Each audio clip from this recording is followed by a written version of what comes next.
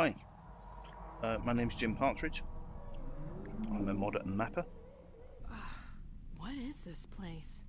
and this is my map, Welcome Home, which I created as my submission to the Ravenholmville competition at Planet Phillip. As you can see, Planet Phillip. So what I'm going to do is, as I've done in my previous videos, I'm going to talk through what I did, the reasons why I did it, the decisions I made, etc. And hopefully it will be of some use or interesting for people to listen to. So one problem I've found in these videos previously is that I can't keep the mouse still. I need to remember that in these videos it's kind of annoying for people if I'm continually moving it around, so I must leave the mouse alone at certain points when I'm talking about it. So I have not entered a Planet Phillip competition before. I didn't find a theme that I liked previously, and I was always busy wrapped up doing another project, and I didn't think that I could produce anything that was worth having during in such a short period of time. And this process kind of proved me wrong. I mean, I'm really happy with how this turned out. As much of it, some of it was luck, and some of it was chance, and some of it was just me having fun and playing around.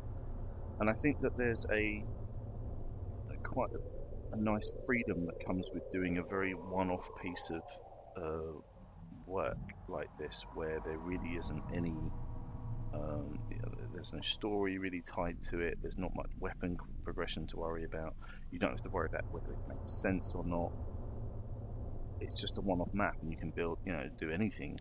Basically, you're quite free. And having done Deep Down, I'm working on a current project which is kind of like a follow-up to Deep Down I'm doing at the moment. I'm finding it very frustrating and being restricted with those various things. So this was really fun, and I think that's partially the reason why it turned out so well, was because I was so enthusiastic about the freedom it gave me. So before we start playing through the map, I thought what we'd do is just take we're just going to zoom out.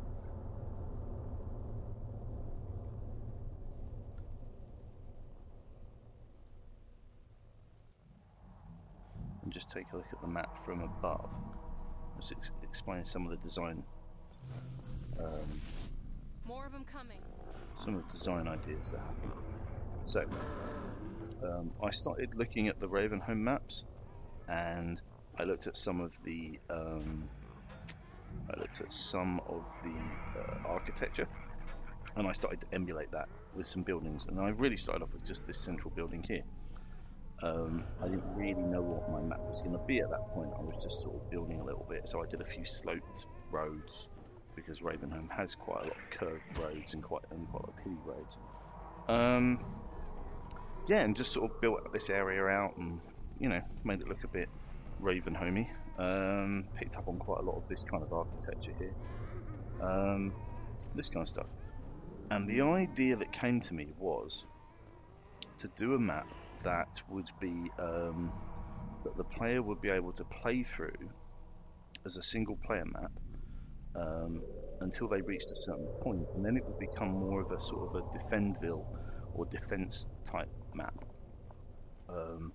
So if you look at the map from above like this, we're starting down here, and the idea was that the player could come through this way, down through here, come down this way and into this area here, and then back up, and and basically this building here would be the kind of point you would reach when, at this point when you reach this building, there would be a Combine invasion, and the Combine soldiers would try and take over the town, and the player would have to defend the town using traps, very much in the way that we saw them in Ravenholm before, except this time you're using them in a sort of a defensive way.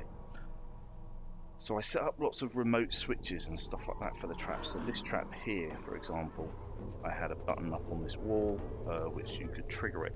And of course, if the Combine ran up here, they'd walk into the trap and stuff. They didn't get cut in half because they don't have that animation, but there was something quite satisfying about being able to trap things. And that's also where these doors came in. These doors were actually a remote way of releasing zombies into an area. So the idea is there would be another button up here, and the player could hit it, and it would open this door, and zombies would come out into the area. So the Combine soldiers would be here, and you'd be able to sort of unleash zombies onto them. And as I said, there are several different routes. So if I scan back out, so we have this route here, and then we have the graveyard route here, which the player could go through. And then finally I was going to do a route down here through the centre, and all of them would end up in this building here. And then there would be the invasion. I built that after about a week, and I played it, and it was awful. It really didn't work at all. The Combine's AI just isn't really very interesting. I mean, they'll go where you tell them, and then they'll patrol, but they'll come straight for the player or something like that. But it wasn't really very engaging. There wasn't really much for the player to do, and the Combine were really just sitting ducks, and the player was just picking them off. So I got to a point where I liked what I built with regards to the town and the look and the feel and stuff, but I didn't like the gameplay at all.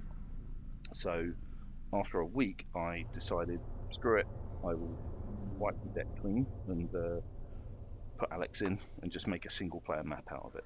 Obviously, having done Deep Down, I knew that the Alex Gordon combination was quite popular, that a lot of people enjoy that kind of gameplay. And also the other thing was that this Ravenholm especially, to me, the gravity gun is a huge part of Ravenholm. I'm just going to restart, and then we'll play through it.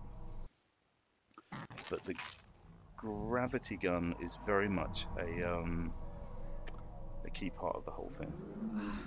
What is this place? If you recall, in the official Half-Life 2, Ravenholm is the first area where you really get to use the gravity gun offensively. You've played catch with dog at that point, but this is the first time we're really starting to explore what we can do with it in a proper environment. And so as a result, yeah, it's a key part of the whole idea. So before we start, move these boxes out of the way. You'll find a gnome, which I always like to put at the beginning of my levels for those players who want to take it with them through the level. Sometimes it really does add some extra gameplay.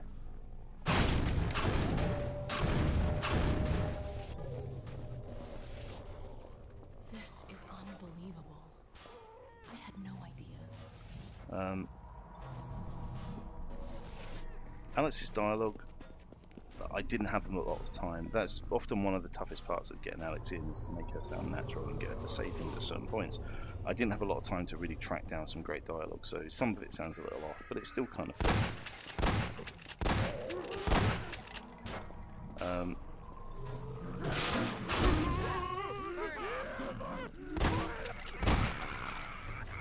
This kind of gameplay that I've just seen here, you know, I've got some cage zombies. They're no threat to me at all, and I've just left the gas can in there. The player can set fire to them as and when they want to. I quite like doing gameplay where the player is fully in control as to what happens and when. I think that gives the player a lot of satisfaction. And I've said it in other videos, in the fact that whenever you can get a situation where the player can plan ahead and then execute, I think there's a lot of satisfaction in that. So, you know, here I knew that I could let zombies out, and now I can kill them with gravity at my leisure. Like that. That's a good hit. I added a few extra pickups. That was mentioned by somebody that, hey, you know, if you're going to be able to go in there, there should be something in there. Really good advice, obviously, because if players are going to explore, they should always be rewarded with something, be it a pickup, or obviously you could add a message or something, you know, just something that the player has found that they wouldn't have found had they not looked there. Pickups can often be a bit difficult because you can end up overpowering the player. As you can see, I've already got 100 health and 30 suits, so, you know, I'm doing pretty well. I've discussed recently actually with some people that I don't really feel that my maps are very difficult. I don't build them to be difficult. I don't build them to be challenging. I build them to be fun. And I think that's important. I think that often people can get a bit, you know, I mean, they think that people have played the game so much that what they have to produce has to be, you know, very, very challenging for the player. I don't necessarily feel that way. I think we all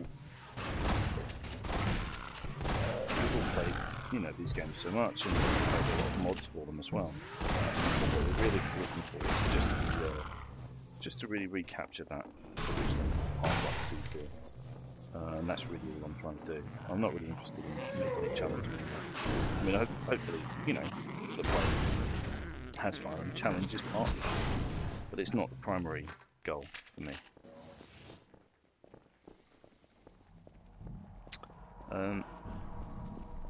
Okay, so the trap here. I was just thinking to do something slightly different, and the idea just occurred to me, why not have a car roll down a hill instead? Alex, I didn't correct this. This is a bit of a bug, so every time you hit it... Good thinking. She says it again. So that's, you know, hey, only a few weeks, but whatever. The graffiti obviously is throughout the map. Some people felt this was a little bit too on the nose, it's a little bit too patronising. I personally think that it, given the amount of time I had to put it together, I think it was handy to just to really get the player on their way and so they knew exactly what they were doing. I think with a longer map and with more of a, you know, a more involved and more time to design stuff, I would certainly try and get the player's intuition working a bit more. With this, I didn't really have enough time to do that. I had to pretty much implement.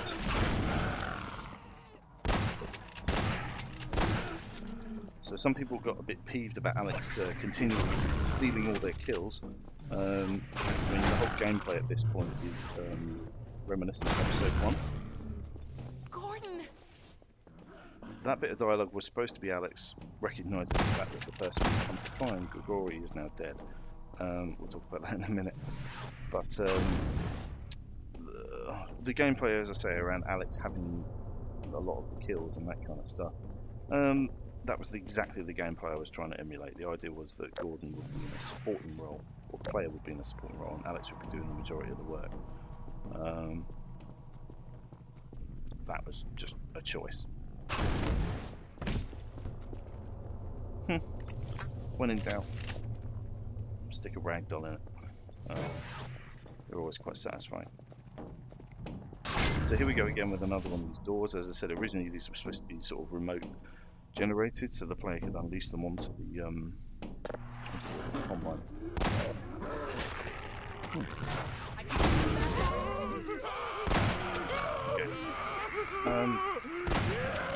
As it is, the propeller traps don't really get much of a look in them. I mean, you can use it just then, but it's not probably a bit underused or not really necessary.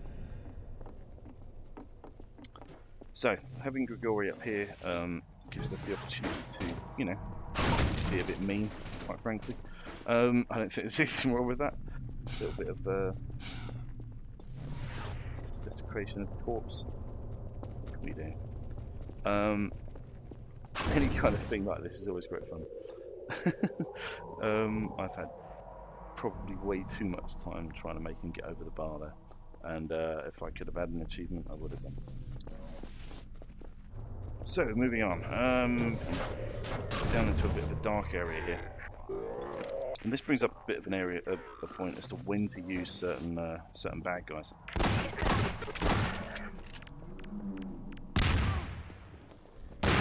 Okay, so I chose to use Zombine in this area for a very, very specific reason. They work in this area because there's not much room. So that's the point. That's the gameplay I'm looking for right there, is get away from the Zombine. That's the sort of gameplay that they're designed for, is to put you in a tight condition with them This place and is a death trap. Let's get out of here. to try and get away from them as quickly as possible. So just a tip there for anybody using them. I included some Combine here, as if they'd somehow made it into the town or something, and killed them all. And the idea was to justify the Zombine. Quite a lot. Most of the other people who entered the competition didn't include Zombine in their maps. The only one that did that was Rabbit Home. And I didn't really understand that. Fine, okay, they weren't in the original Ravenholm, fair enough. But at the same time, you know, they're a really, really good addition to the zombie arsenal. So I felt like I had to get them in there, and they have this great gameplay where you're like, crap, crap, crap, crap, crap, get away. And once that grenade comes out, you know, it gives the player quite a few options as to what to do. Do you pull the grenade out of their hand with the gravity on? Do you run away? Do you know, there's quite a bunch of different options, which I quite like. This was once a part of the old gameplay where you could run up here and the courtyard with the fountain is just over there through those windows. So you could head up and sort of attack the Zombine from there when they were coming in. Fenced it off, but left it open just to give the appearance of a bit of a bigger world. So here, this section really came about as to how to get as much gameplay out of the space that I'd built so far. So this entire area, obviously we've been around it once, and then I wanted to get as much out of it as possible, so I put some walkways on the top. Obviously they're fairly in keeping with Ravenholm in general, with Gregori's walkways and that kind of thing. It certainly... Oh boy. See, that kind of dialogue is purely her AI doing that. That's not scripted or anything like that. I think there's a few times when she spoke during people's games when they felt that I had scripted something when I hadn't. It was just sort of a lucky coincidence that she said a good thing at that point. I quite like the idea of getting back, walking over the top of Gregori's body as well. You sort of get to experience it twice. Okay, so heading into Gregori's base. So this was going to be, it was intended to be Gregori's base, but it was kind of like our base of operations from defending the town from the Combine, and that was the kind of purpose of these monitors, was to see all the Combine are attacking this point or this point or this point, and the map was made up of sort of 3 or 4 different kind of small plazas, and there's one which we have the fast zombie arena in. 2 and 3, and that was really how my first design happened as well. I built 3 kind of areas and just literally laid down a flat brush in each of those areas, had one higher than the other and that kind of thing, and then just decided what each of those would be, built some paths between them, and then built the rest of the map around it. And the whole design was based on the fact that there's there were 3 different arenas, and the whole map would be circular. So looking here, obviously these images on these monitors have absolutely nothing to do with Ravenholm, but still it adds a little idea that Gregori was kind of an advanced guy. This idea with the don't, I'm not sure how many people reacted to that, but I quite like the idea of just a sign saying don't. Of course, but the only thing the player can do is to do what the sign says not to.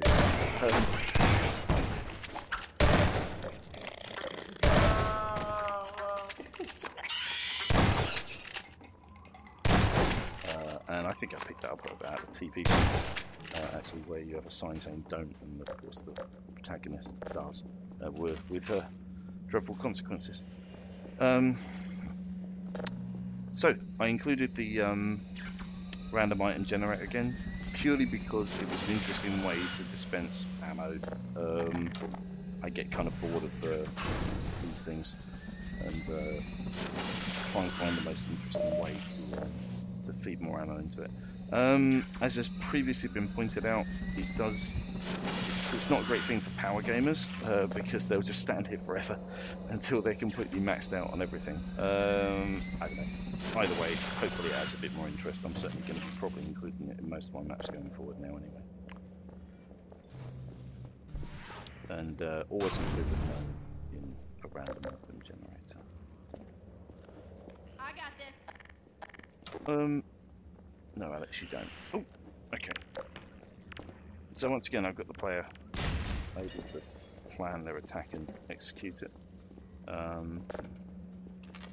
They can take their time over that. There's no reason to rush or anything. They're not being panicked or anything. Alice just picked up this kind of thing. Yeah, she's heading off now. Eventually she'll get to here and jump down, with one of her animations issues. There we go. That animation, she has to jump over a rail to do it, so that's why these sheets of metal are in here. It looks a bit weird otherwise, obviously she's jumping over nothing and holding on to nothing. Unfortunately, you can tell sloppy mapping on my part. It just drops straight through the floor. But anyway. So here we are again, short space, not much room, not much time to react to a zombie, which is, in my opinion, what they're intended for. At one point I didn't have these windows covered and the player could jump out and cut out half the map. Yeah, so just going to pick that up.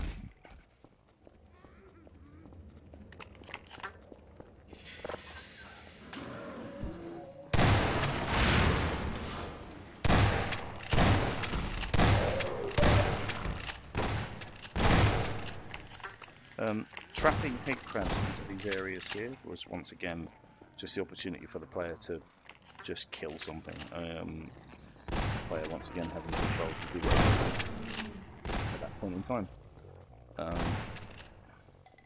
This I added really late.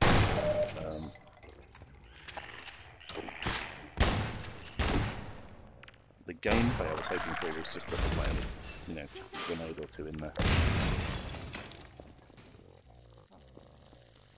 And get all of them, but also I added in the extra bonus down the end, which for those who want it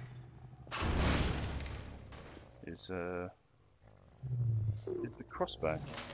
There we go. It does come in a little bit in handy later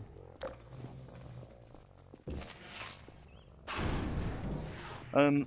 This lift originally, the idea was to come up through this building from the ground floor and come up to the top floor. I changed it and just changed the direction of play to get the most out of the map. But what it does do is gives you quite an interesting idea, because the player's able to sort of wipe out what's on the floor below before they get there, sort of clear out a lower floor. So we've got fast zombies on the floor below and then a lot of head crabs on the bottom floor. And the player can either drop down onto the lift there, and this guy knows where I am, so he's going to be coming for me, I think. Yeah, there we go. I've played this too many times.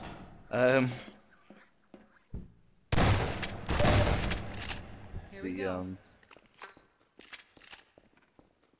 Yeah, I mean, I kind of wanted to do something a bit more with this area, but time was against me, and I just put it together as an area for them to move through. I quite like this board. I've included this in some of my maps. Various tools you can use, planning the hell out of something. And just pick and choose what you want to.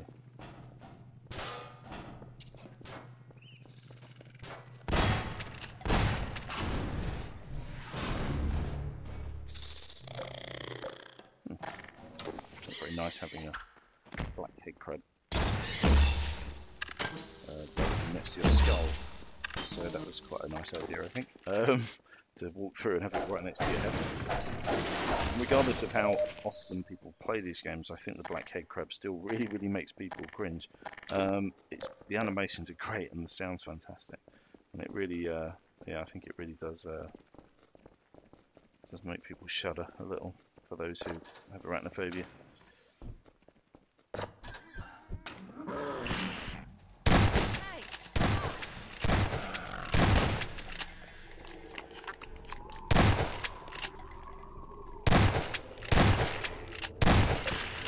Oh, I'm not doing very well. Okay, so I think originally my path in the game came through here. So it went up here, around that central section, down through here, and then up through here, up to there, and eventually you got round to Grigori's base at the top. Obviously, I changed that radically and got a lot more gameplay out of my map as a result. And I think that's a pretty interesting point, really. If you think your map is taking too short a time, then wrap it round with the building again and go at a different level vertically, and or maybe go into a cellar underground or something like that, into the basement. You can certainly get a lot more gameplay out of an area. Okay. So I put this pick up here for one specific reason, which was to highlight this door that you can see here, which I'm not going to open. Anybody who watches this can open it and find out what's in there, but that was my little hidden secret for those that want to know. A little bit of quake-tasticness going on.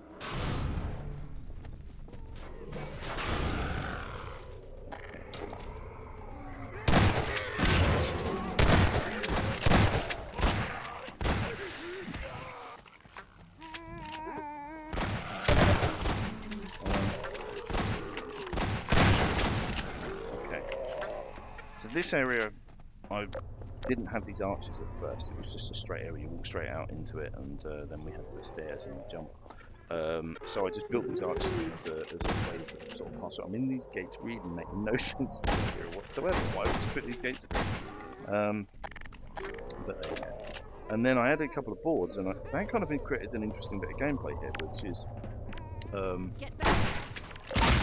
there's two zombie in there. If you break the board, the ones can get out and will come forward. So you have the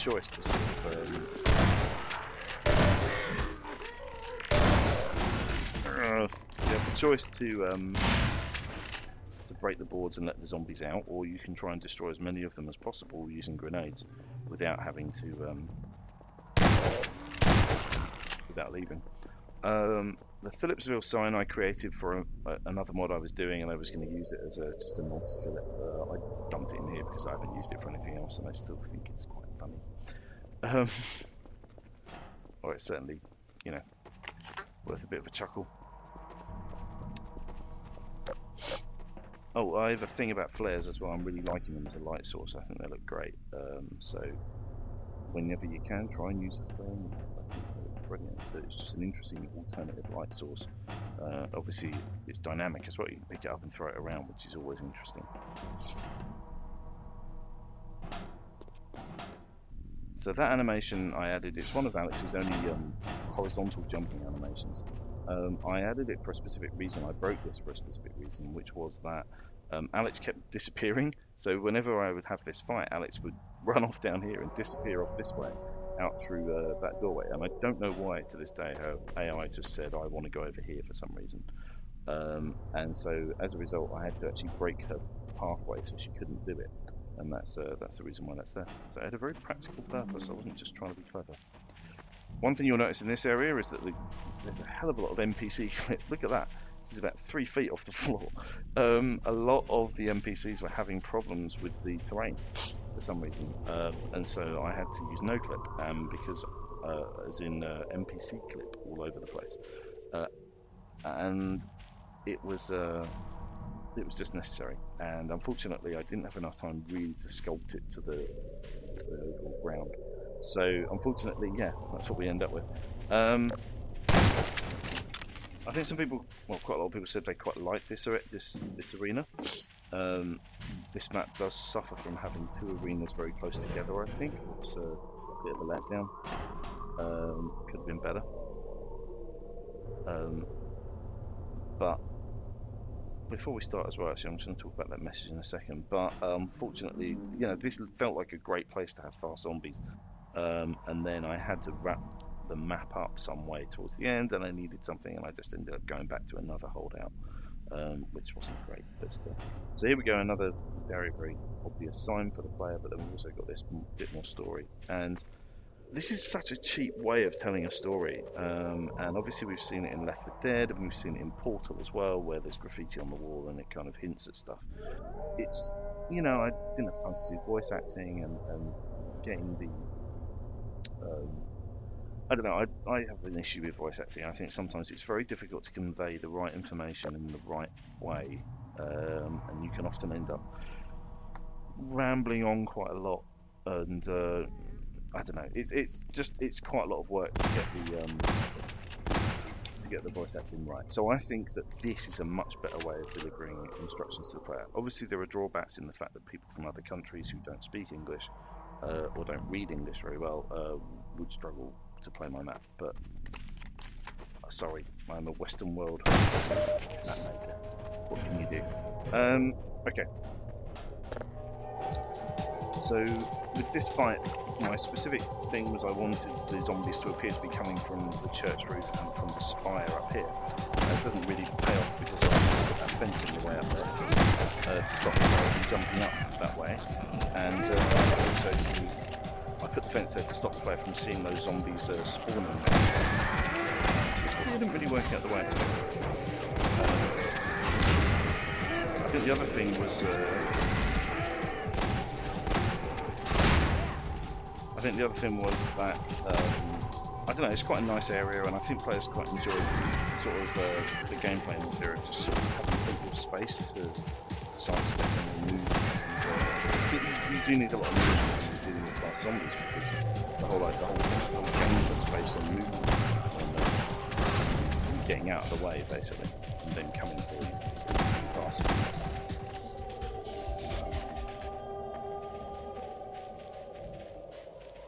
Okay, so as we move on through,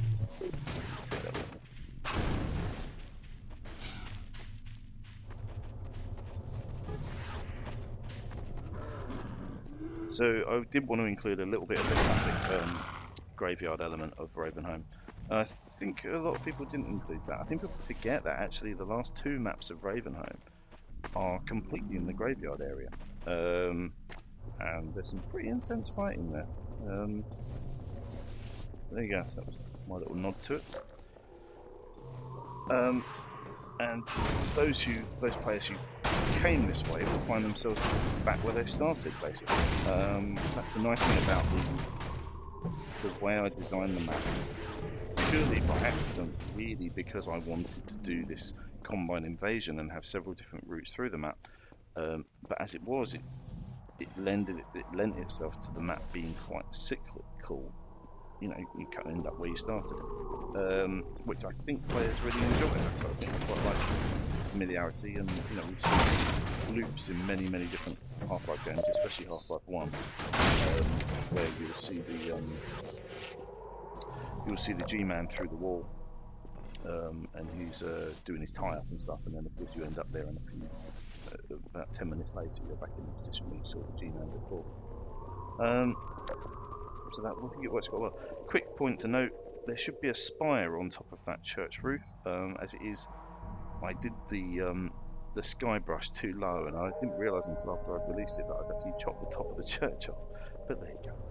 Never mind. For those who aren't sure, yes, I lifted some of this stuff out of the Ravenholm map that's provided with the Half-Life 2 SDK. I don't think there's anything wrong with that. The gameplay itself and the map layout is all completely mine, and as a result I don't think there's anything wrong with borrowing some of the architecture from the actual map, given that I only had a 2-week period to get it done. So here we are at our final holdout. I have died in this map several times. I actually think this fight's not as easy as some people have. Oh man, here we go again. The real challenge here is obviously keeping all of your teammates alive. Things get pretty tough, I've got to say. Especially once it's on the side.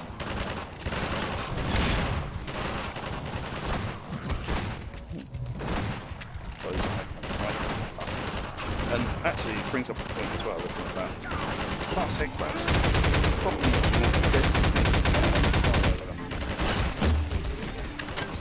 entire zombie arsenal.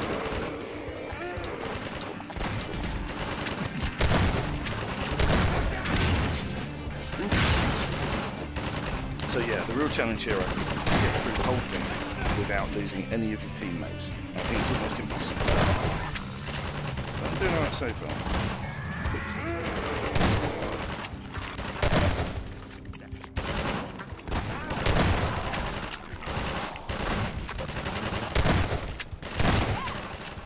As soon as you're watching those Star 6 and and the zombie. There we go, this is the situation that gets stuck in.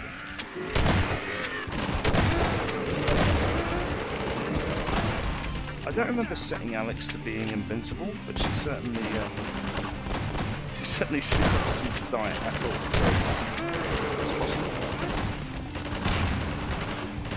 And we just lost one of our team members.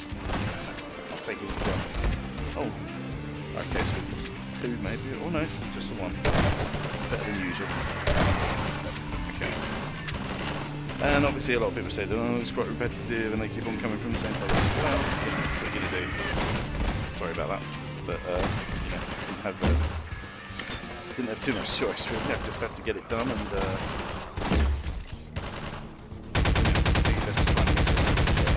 unfortunately sometimes. Damn it, lost him on the way. There he is. Finally our salvation arrives. Hey! In here! I quite like that, the way that works. It doesn't actually say that. His mouth doesn't move. It's just an audio file coming from that corner. Works quite well. And with the music still running, it kind of keeps things moving. Turn on the gas, brother. It sort of keeps you, you know, you're like, hey. Get out of here. That's quite a nice touch, I think, there with Alex as well. It works quite well. If I may say so myself. Okay. So basically, this will trigger when any physics pop is fired that way, but the only physics pops available are the flares. So there you go. And at this point, when you do that, that whole thing's supposed to catch on fire. I had Liam flame on. The flame didn't work. So there we go. That was that. I hope that was interesting. I'm going to be talking through this on a podcast on Planet Phillip soon as well, and hopefully I'll be doing a bit more video work around game design soon. Take care, and I'll speak to you soon. Bye.